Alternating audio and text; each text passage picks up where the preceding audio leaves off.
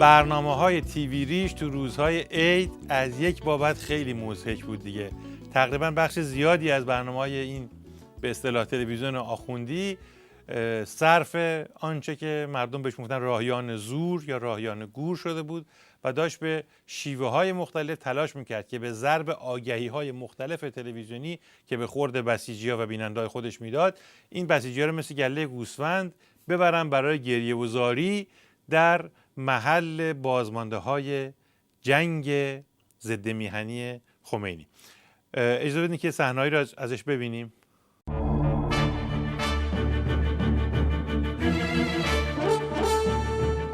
عاشقان و دلدادگان بار دیگر همسفر با راهیان نور و با شعار ما ایستاده ایم در کنار سنگرهای دلدادگی و ایثار و در فضایی مملو و از رایحه دلنشین حضور آسمانی شهیدان پیمانی دوباره می‌بندند.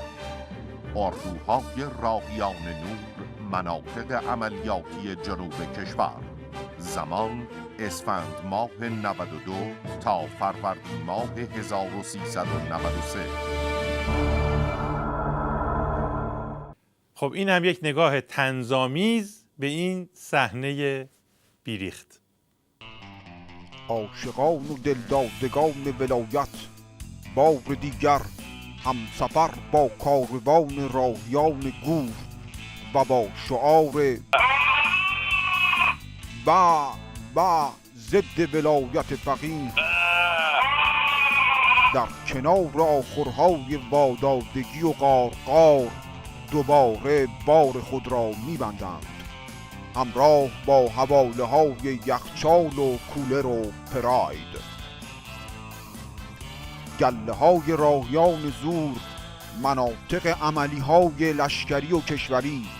زمان هر وقت یک متاع خوب دستتان رسید. اگه اهل قصه نیستی ای که